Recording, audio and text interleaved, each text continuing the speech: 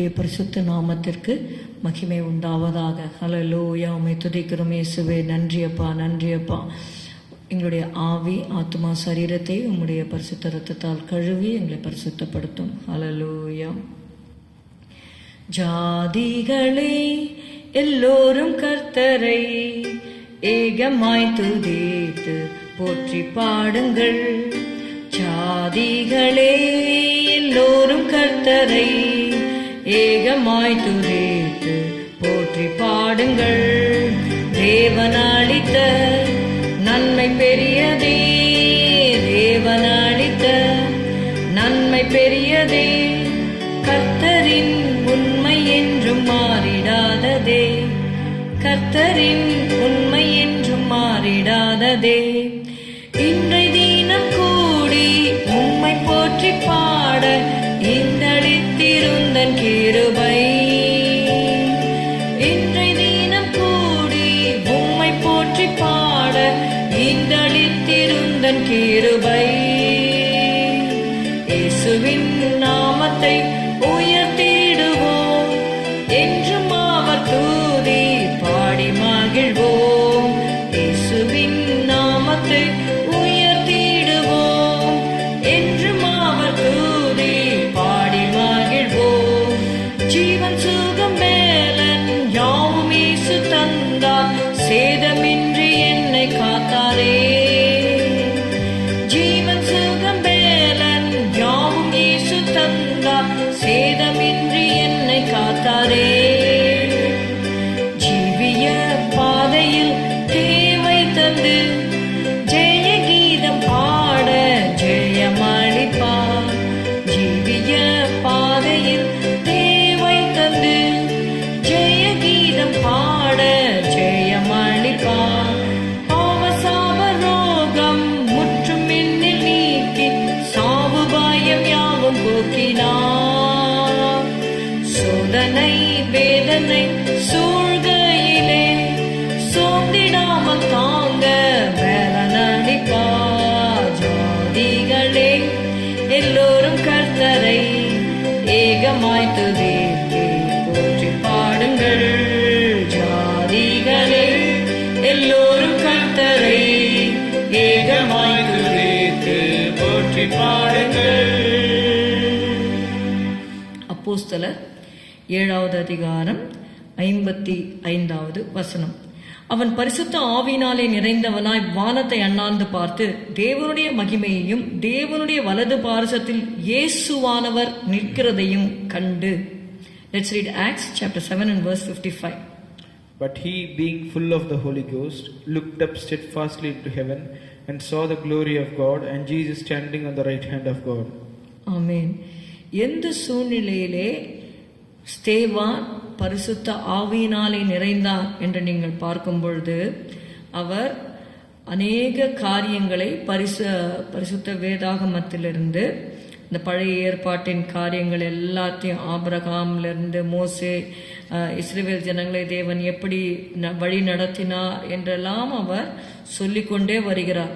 எப்படியாக தேவன் அடிமைத்தனத்திலிருந்து இஸ்ரவேலரை மீட்டார் என்று அந்த ஹிஸ்டாரிக்கல் பேக்ரவுண்ட் எல்லாம் அவர் சொல்லி கொண்டு வருகிறார்.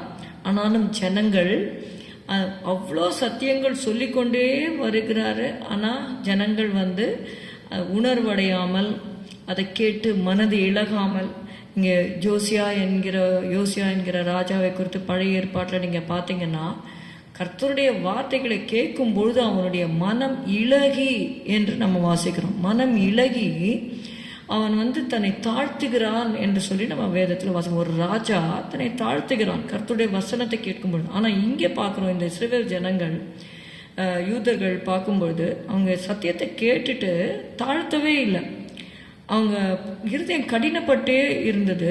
51வது வசனத்தில் ஸ்தேவான் சொல்லுகிறார், வணங்கா கழுத்துள்ளவர்களே, இருதயத்திலும் செவிகளிலும் விருத்த சேதனம் பெறாதவர்களே, உங்கள் பிதாக்களைப் போல நீங்களும் பரிசுத்த ஆவிக்கு எப்பொழுதும் எதிர்த்து நிற்கிறீர்கள். Always resist the holy ghost என்று சொல்லி அவர் சொல்லுகிறார். அந்த மாதிரி அவர் டைரக்டா அவங்கள ஃபேஸ் பண்ணும் பொழுது 54வது வசனத்துல இவைகளை அவர்கள் கேட்ட பொழுது மூர்க்கம் அடைந்து அவனை பார்த்து பல்ல கடிக்கிறாங்க. அப்போ இவரும் அதுக்கு அதே சேம் ரியாக்ஷன் கொடுக்காம ஸ்தேவான் வந்து he was full of the holy ghost, பரிசுத்த ஆவினாலே நிறைந்தவனாய் வானத்தை அண்ணாந்து பார்த்து தேவனுடைய மகிமையையும் தேவனுடைய வலது பார்சத்தில் இயேசுவானவர் நிற்கிறதையும் கண்டு, அதோ வானங்கள் திறந்திருக்கிறதையும் மனுஷகுமாரன் தேவனுடைய வலது பார்சத்தில் நிற்கிறதையும் காண்கிறேன். ஒரு கர்த்தருடைய ஒரு தாசன் பரலோகத்திலே வரப்போகிறார், இவ்வளவு பாடுகளை அனுபவிக்கிறார் என்று தேவன் பார்க்கும் பொழுது, இரத்த சாட்சியாக மரிக்க போகிற அந்த அந்த காரியத்திலே இவ்வளோ எதிர்ப்பின் மத்தியிலும் கூட there was a true servant of God, உண்மையான ஒரு ஊழியனை தேவன் பரலோகத்திலிருந்து பார்த்து இயேசு சிங்காசனத்தில் வீற்றிருக்கிறார் என்று அநேக இடத்துல நம்ம படிக்கிறோம். ஆனால் ஸ்தேவான் வரும் பொழுது இயேசு எழுந்து நிற்கிறார் என்று சொல்லி பார்க்கிறோம். நிற்கிறத அவன் பார்க்கிறான் என்று நம்ம வேதத்தில் வாசிக்கிறோம். அப்படிப்பட்ட ஒரு பாக்கியத்தை ஸ்தேவான் பெற்றுக்கொண்டார்.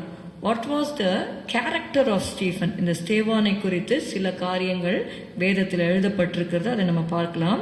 அப்போஸ்தலர் 6:5 பார்க்கிறோம். He was full of faith, விசுவாசத்தினால நிறைந்தவனாக அவன் காணப்பட்டான். ஏன்னா பந்தி விசாரிப்பு செய்யப்பட chapter 6 verse 8, and Stephen full of faith and power did great wonders and miracles among the people. Okay, 5லயும் எழுதப்பட்டிருக்கிறது.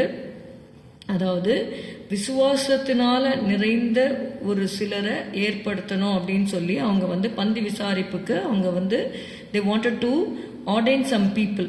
அப்படி பார்க்கும்போது 6:5 வாசிக்கிறோம். அப்பொழுது விசுவாசமும் பரிசுத்தாவியும் நிறைந்தவனாகிய ஸ்தேவானையும் பிலிப்பையும் பிறகோரையும் நிக்கனோரையும் தீமோனையும் பர்மெனாவையும் யூத மார்க்க அமைந்தவனான அந்தியோகியா பட்டணத்தாகிய நிக்கலோவையும் தெரிந்து கொண்டு என்று சொல்லி நம்ம பார்க்கிறோம்.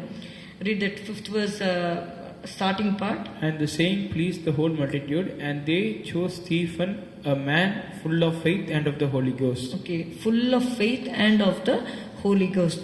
So you see, Stephen, he was full of faith, he was full of the Holy Ghost. As said in Acts 6:8, he was able to perform great wonders and signs. பெரிய அற்புதங்களையும் அடையாளங்களையும் ஸ்தேவான் செய்தார் என்று சொல்லி பார்க்கிறோம். அப்போஸ்தலர் 6:10 எழுதப்பட்டிருக்கிறது, அவன் பேசின ஞானத்தையும் ஆவியையும் எதிர்த்து நிற்க அவர்களால் கூடாமல் போயிற்று. He was filled with divine wisdom. Acts 6:15 நீங்க பாத்தீங்கன்னா, அவன் முகம் தேவதூதன் முகம் போல் இருக்க கண்டார்கள். He reflected the glory of God and he was thorough in scriptures. நீங்க 6வது 7வது அதிகாரம் ஃபுல்லா நீங்க பாத்தீங்கன்னா ஓல்ட் டெஸ்டமெண்ட் ஸ்கிரிப்சர்ஸ் எல்லாம் அவர் கோட் பண்றாருன்னு சொல்லி பார்க்கிறோம். He was thorough in scriptures. Finally he was courageous. He spoke straight to the face of the people. ரொம்ப வழவழ கொடுக்கறதெல்லாம் பேசல, ரொம்ப என்னது ஹனி ஃபில்டு வேர்ட்ஸ் எல்லாம் அவருக்கு பேசல. He just spoke directly. He said ye stiff-necked people, வணங்கா கழுத்துள்ளவர்களேன்னு சொல்லி டைரக்டா அவர்களை தைரியமாக கடிந்து கொண்டார் என்று சொல்லி பார்க்கிறோம். ஜான் த பேப்டிஸ்ட், யோவான் ஸ்நானன், அவர் வந்து ப்ரீச் பண்றது நீங்க பாத்தீங்கன்னா விரியன் பாம்பு குட்டிகளே அப்படிதான் அவர் வந்து ப்ரீச் பண்ணாரு அப்படின்னு சொல்லி பார்க்கலாம்.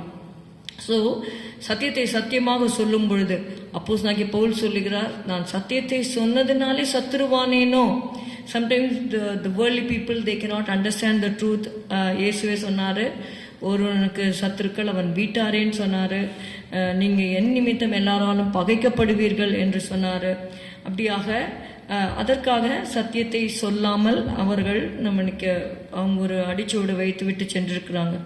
So many things the saints of God have underwent in the past.